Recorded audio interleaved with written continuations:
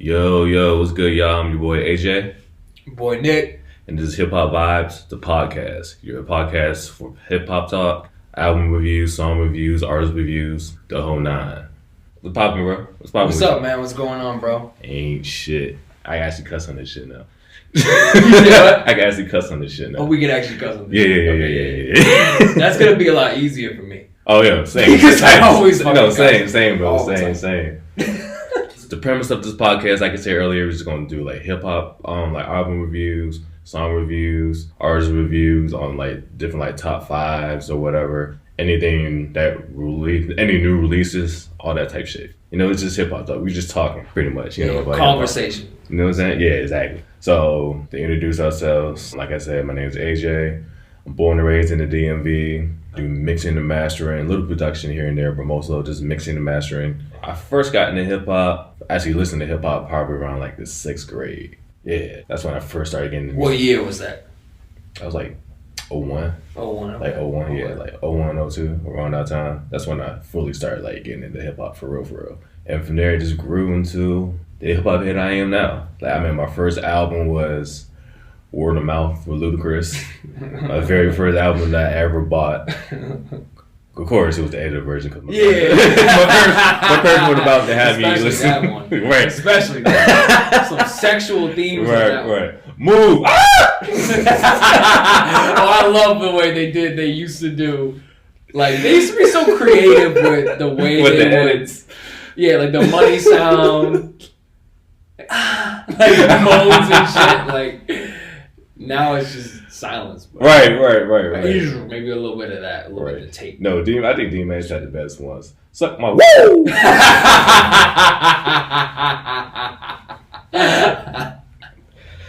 But yeah, man, that's when I first got into hip hop. Probably some of my favorite albums of all time. Word of Mouth.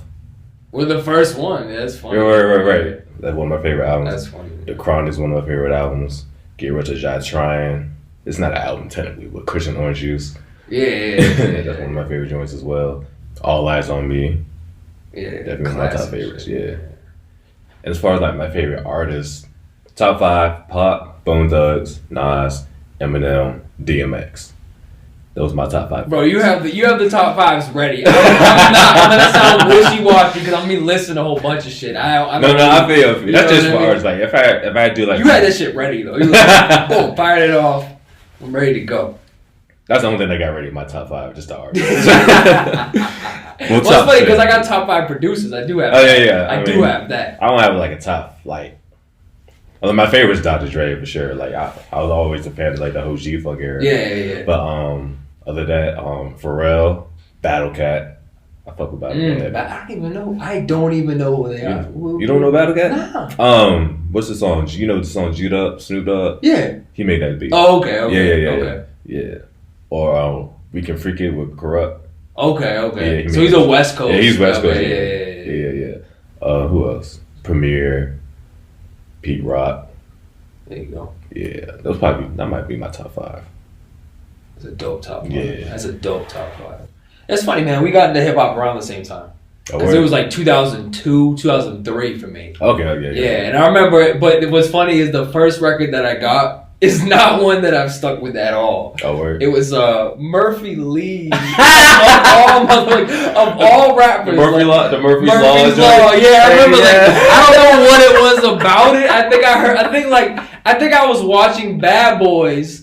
And I heard the song, Shake Your Tail, something like that. I don't even know how it came out. But now I look back on it, I'm like, yo, of all fucking albums to get started on, like, no disrespect to him. I mean, definitely Nelly was doing his thing around that time. For sure. And the music was fun. I bet I'd still like some of the music. It's fun. You know what I mean? It's just fun music. But that was like the first rap album that I got. And then from there, it was quick to basically anything produced by Just Blaze. So yeah, I'm a hip hop producer. So again, I'm Nick. I'm a hip hop producer. I've been producing for like 13 years. So for me, it was always the beats. Beats were the first thing that I went to, and we used to play NBA Street Volume 2. Oh yeah. I don't remember that game, but it was me and my brother loved basketball, so we used to play that game And that game had the best soundtrack ever. Facts. It had Just Blaze beats, like every Just Blaze beat you could possibly want. So from there, it was natural. I went to Rockefeller Records and just went through their whole roster. And just basically anything produced by him, I was just locked in on. So yeah, man, it's always been producer first. Like I've always been like producer first in that way. So a lot of my favorite artists have great beats. You know what I mean? Okay.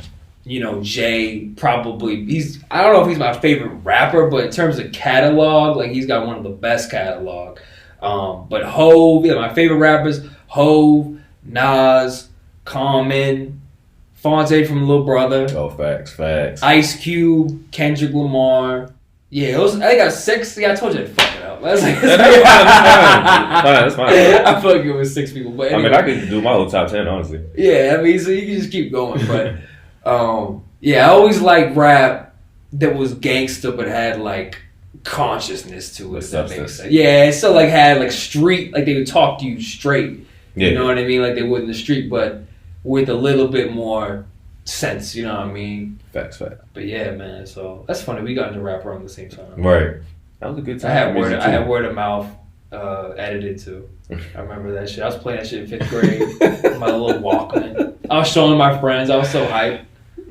Because I went to a school that was like, had a lot of lily white people, as we call them. You know what I mean? Just people that just they just listen to straight like rock. It wasn't that much. Okay. There wasn't that much hip hop, honestly. I remember in my yearbook picture, like you knew it was me because I was the only one. Like my pants sagging, got like, you know what I mean, forces, whatever. Like I stood out in that way. I wasn't that many kids like me that really, really like hip hop like I do. True. So coming to DC, at least getting out of that specific area, has been dope. That's been nice. There's so many people that I feel like I relate to, like you.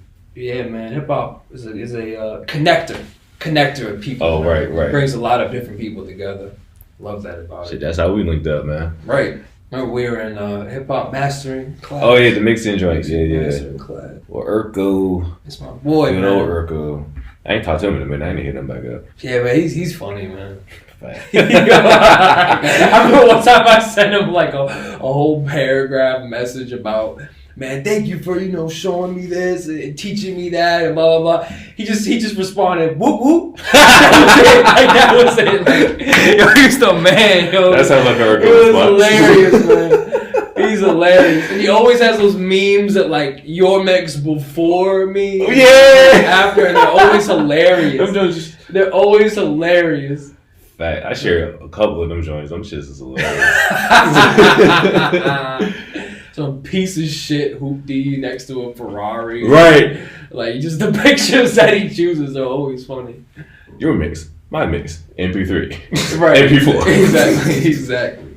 So who else are your favorite producers, man? You mentioned Just Blaze. Yeah, my favorite hip-hop producers, Just Blaze. Well, no, first is Dilla. Yeah. Dilla's number 1. Dilla first, and then Just Blaze, and then definitely Primo, Kanye. Yeah, those right there, definitely my top producers, top hip hop producers. I was influenced by 90s shit. So, yeah, same. Facts. That's really where a lot of my favorite, producers are. Yeah, it wasn't until probably the 8th grade, so maybe 2-3 years later is when I started really diving into the 90s, hip hop and all that stuff. Yeah. That's when I started getting into Bach, Bone Thugs. That's when I started getting into Nas, A Tribe Called Quest, Mobb Deep. Oh yeah, Q-Tip actually, I love his beats too. Q-Tip is a dope producer. Yeah. People forget how nasty he is. Even 3 6 Mafia, because they came out in the 90s. Yep, sir. They'll probably be in my top 20. Probably not I'll say top 15 probably. Top 15. Because them niggas are just hilarious as well. What would you say some of your favorite albums? Shit, I'm going to read off the wall. I got a vinyl collection right on the wall. Right. Nas-O-Matic's probably my favorite rap album. That's probably my number 1. I just felt like, and my mom's from Queens, I have family from Queens and stuff, and it always felt like going back there, I'd always play those records. Okay. And it always felt this connection. Yeah, man. So definitely that one. Death Certificate, Ice Cube, Common Resurrection, Kanye's first album, To Pimp a Butterfly. Those are big records for me. that I feel like really I'll still listen to now. So obviously you got Illmatic, like a huge classic. Yeah, Illmatic, like yeah. Oh, and of course Hove. I mean, oh shit, Hove, Blueprint, Reasonable Doubt. Dexter. I like all three of those the most. Black Album.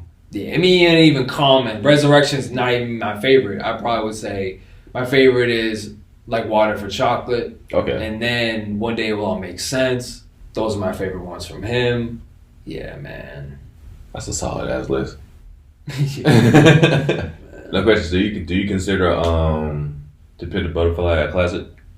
Yeah, I do. And I feel like, and we just mentioned this as a topic, you know, I think we can get into it, is like, at what point does an album become classic? So what's your take on it? And for me, it's like, I guess like, for a certified classic, I feel like a classic album has to have like a certain impact on the culture. And I feel like that's one that's hard to determine. Like, if it just came out, it's hard to say like how that's going to impact music. Exactly. But that one in particular, like, is so good that just on the content alone, that I already know it's going to be classic in like 20 years. Right. People are going to go back. And my wife might say, we had an argument about this one time. It was like, she said Good Kid, Mad City, and I was like, nah, I think Pimp Butterfly. I can see going either way. I think he actually has multiple classic albums, but when it comes to like critically acclaimed, like just the best music, that's his best one. That's the best one. You talking about? You said Pimp Butterfly. Pimp Butterfly. I think I think that's the best one. That's in my opinion. Yeah, I agree with that too. But I see why people say Good Kid, Mad City. I do see why people say that. Yeah, because it's like one big ass story. Yeah, I feel like it captures his story more clearly than anything else. Yeah, Kendrick is the Good Kid, Mad City. Like that's who he is. Exactly. Like, so I feel like that's like, and that's his debut album. So it's like I could see that being the one that's remembered. And plus, I mean, it bumps more. Than, it does. And I feel like that's why people put that over the Pimp a Butterfly. Yeah. Because it just bumps more. Yeah, it had more. I think it had more commercial appeal. Yeah. You know, like think about what are the clean cut singles off of there's no swimming pools type joint. Yeah, on that album. Like King Kunta, I remember I heard it and I was kind of like confused by it because I was like, this is a radio record? Like this is, you know what I mean? I was like, the beat's cool, but it's really about what he's saying. Yeah, exactly. That's really crazy. But, you know, I feel like commercial music, and it might be why I like beats so much. Commercial music, the beats are like so important. Yeah. So important to getting a radio. It's like the beat has to be, you know, super important. Would you consider Damn a classic? Or like in the making? Yeah, I think that could be one too. I do. I feel like Damn was the continuation of Good Kid, Mad City. Like it was like kind of Good Kid, Mad City was his actual story, and then Damn was what would happen if all this didn't happen. Exactly. Yeah, exactly. So I feel like that. I think that's classic because of just how good it is. Yeah. And then when you go back and actually listen to it, you know, from back to front.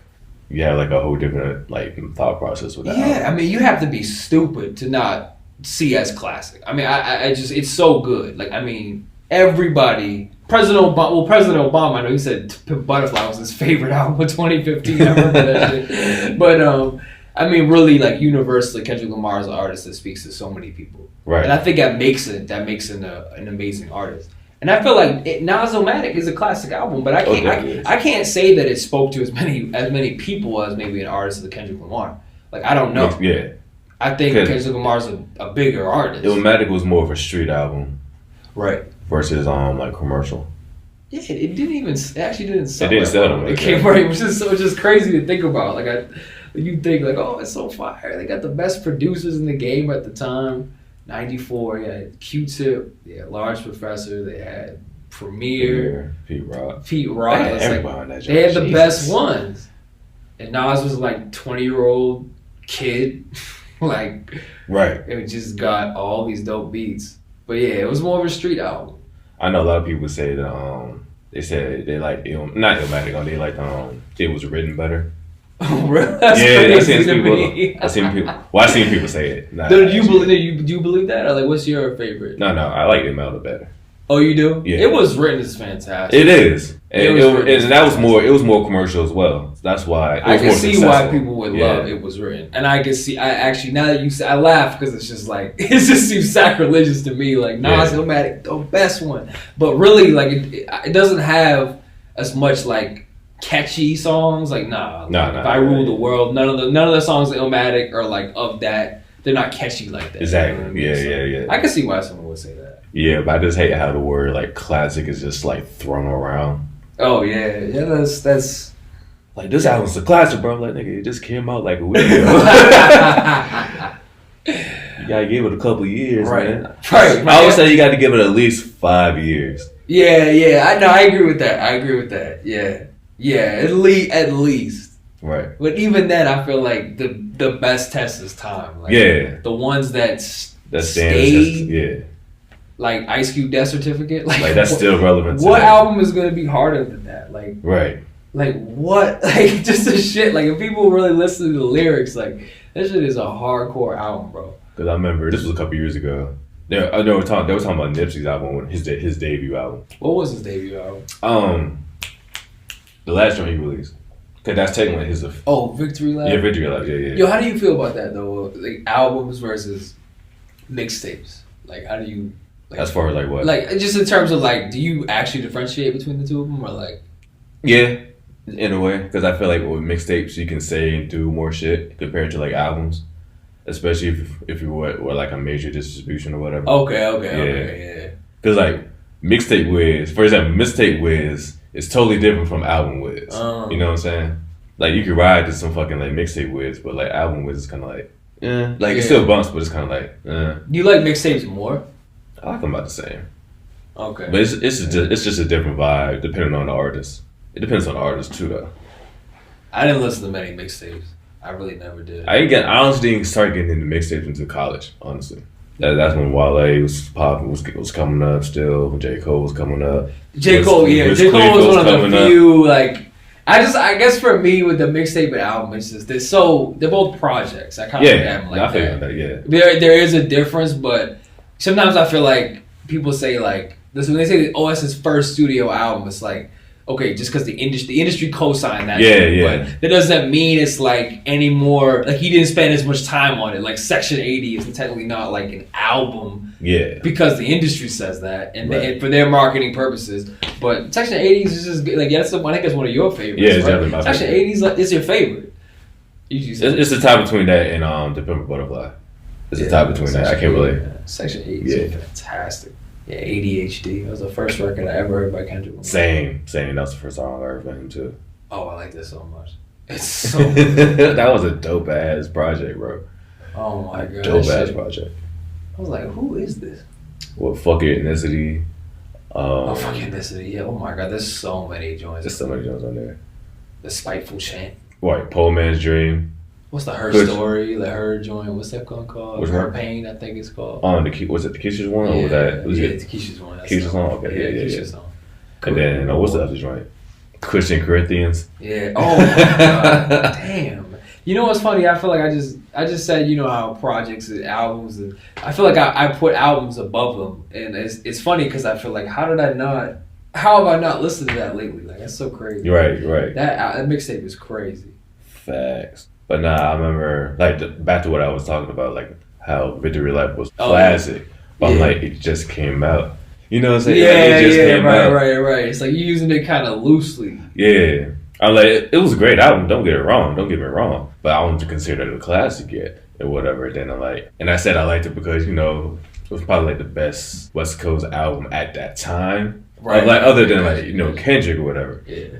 And then somebody mentioned YG. They mentioned YG's first album. I can't remember. I'm trying to remember the name. I know. I can't remember the name. I know what you're talking about. But you know what you're talking about. Yeah. And they were calling that a classic. And I was just like, is it? Yeah. You know what I'm saying? Like, I mean, it's a good album. Don't get me twisted. I love the fucking album because Smoking and Drinking, that's my shit. When I Was Gone's my shit off that album. And of course, the Who Do You Love? Yeah, that's my shit. You know what I'm saying? Like, the album bumps. But I just don't consider it a classic.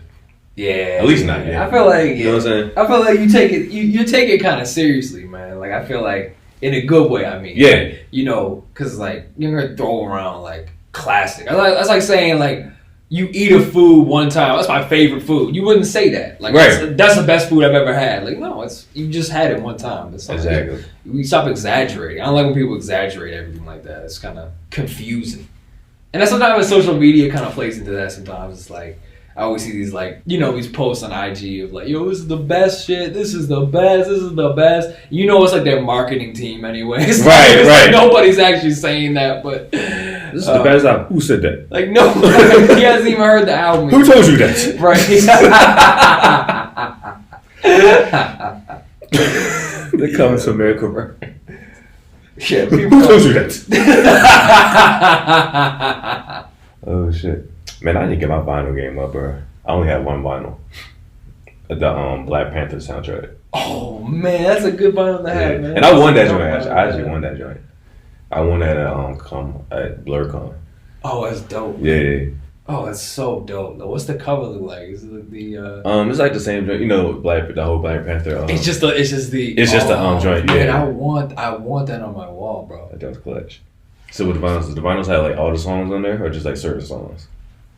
Man, I don't even know. I've never played any of them. It's just literally like it's straight decoration, dog. Sure. But no, they definitely have the songs. And it's cool the way they do it. They have like side A, side B, side C. Because with a vinyl, it can only carry so much data on it. So you flip it over. One day it would be cool though to play some of them. Like I feel like it actually be really dope to play some. My dad got a old record player. I haven't used it though, but he has one. What did your parents think about hip hop? That just made me think of that. My parents? Yeah. I mean, they don't hate it. I think my mom's more subject to listen to it than my dad is. My dad's like, I ain't gonna say way older, but he's older than my mom. Yeah. So like, I mean, there've been plenty of times when I was younger, and like she would let me like turn the radio or whatever. Yeah. And she would sometimes be singing along to like the choruses and shit. That's dope. She like that Chingy. Who Chingy? Right there.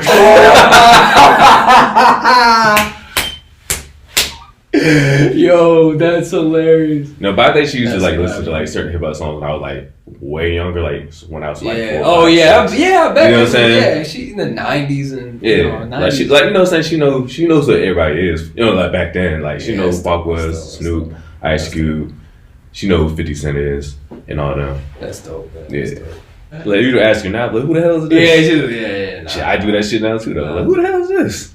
I think my dad used to like it. Like he's the kind of dude, he doesn't really show his emotions at all. Yeah. It's hard to tell. My dad's the same way. It's hard to tell, but I remember because he's a drummer, man. So okay. For him, like it's drum-centric music. It's drum music. And I remember I would play him.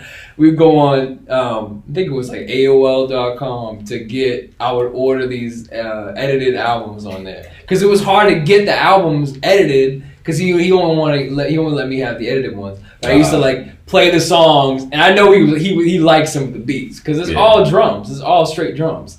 Just go to Walmart. They got all the clean CDs. Them joints would be squeaky clean. That's what I remember. My mom bought me Get Rich or Die Trying for Walmart. Oh, that's what's up, man. That's dope. Well, of course, again, it's edited. So it's right. It's and like that joint was like so edited. Like you know the song Heat. Oh yeah. Like that song's not even on the album. They took the whole song off the album, bro. Funny. I've never heard of that. I was like, bro. Because that's straight gunslinging music. Yeah, exactly. The whole beat is nothing but gunshots. Right. How you gonna bleep that out? You can't bleep that. That's hilarious, man. I don't even. Actually, the whole time, even Word of Mouth was like that. Like Word of Mouth. Word of Mouth was like bad. they took all the skits off the joint. Oh yeah, you can't. Yeah. What's that? The royal penis is clean skit. That joint. No, they'll still say that part. The royal, it's clean, Your Highness. Oh yeah. And with 50's joint, he's just bleeped everything out. If you heard, I can start ain't because I be. La la la la. Like, what? I can't enjoy this. I still play that shit till the wheels fall off though. That's still my favorite album though. I remember one album I liked was and again it's funny because I think about the rappers, the first few rappers that I listened to, I don't listen to anymore. They were intro artists. Memphis Bleak. That dude, like, yo, okay. Back in '96, when he had his first verse on Reasonable Doubt, he actually did a good job. He kind of killed it. But then Hove gassed him up and said he was going to be like the new Hove. Mm-hmm. That shit did not happen. It did not. And I remember because his beats were the best, because he had Just Blaze. He had Rockefeller Records at that time, had the best in-house production team. They did. Kanye, Just Blaze, Bink. They had the best crew. So I remember I heard half of the songs from Memphis Bleak. I heard his instrumentals on NBA Street Volume 2. When I found the album, I was like so excited. I was so excited.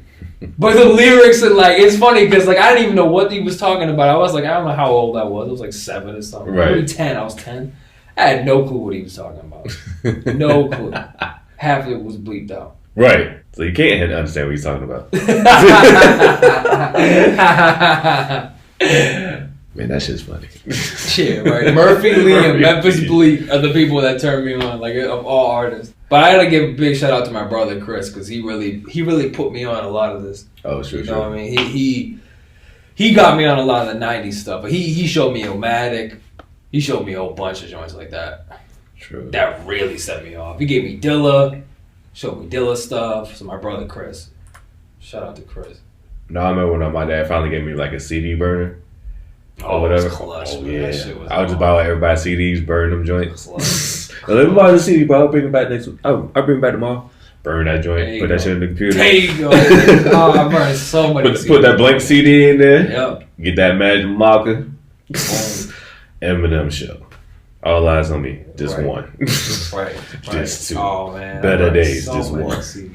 And that's the only way I can get like explicit CDs is if I just borrow them from everybody and just burn them joints. Oh yeah, that makes sense. Yeah. I know. I remember the only time my mom bought me like explicit CDs. We went to like those little farmer market joints or whatever. Yeah. Right? Oh yeah. They were like they be selling bootleg CDs. Yeah. So I had Nellyville. Okay. And the Last Temptation Ja Rule joint. Okay.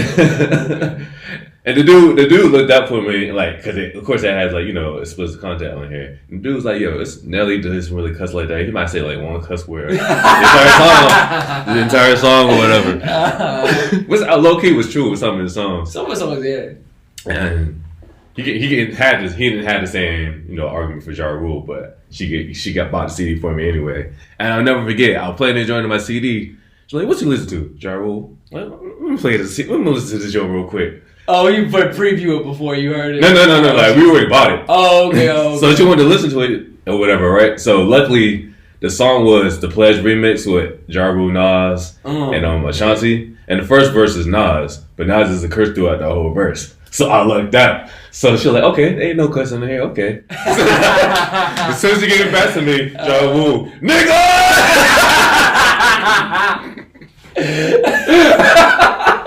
That's a good impression. That's hilarious.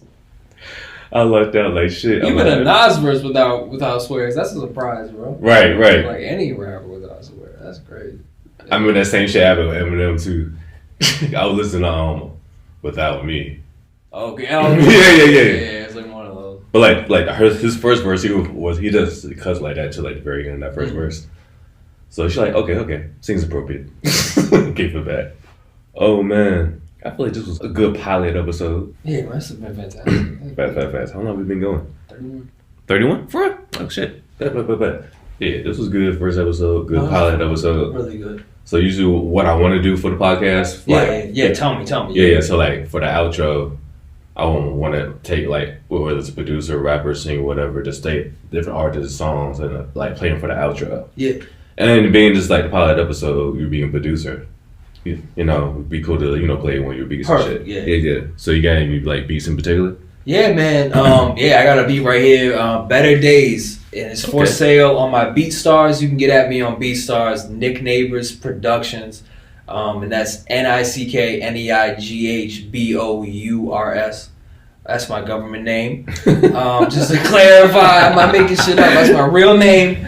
Only real producers do that. Scott Storage. Shout out to Scott Storage. And yeah, Better Days. We'll get into that. Oh yeah, so let's do your like IGs, a shout out. Oh yeah, my IG is Nick Neighbors PROD, and again NICKNEIGHBOURS PROD, and I'm also on YouTube, Nick Neighbors, and yeah, new beats every week. Every week? Every week, bro. Twice a week. Every week. You do it every Monday and Thursday, right? Monday, Thursday, yes sir. Yes sir. And you can follow me on my IG, A-Tone Productions, A_Tone_Productions. Like I said, I do mixing and mastering. Actually, I have my own radio show as well, Hip Hop Vibes, the radio show, that you can catch every Thursday at 2 p.m. on Radio Fairfax. Just hit the link on my IG. And yeah, this is the outro. This is the end of the episode. I'm your boy AJ. Your boy Nick. And we'll catch y'all next time. Peace.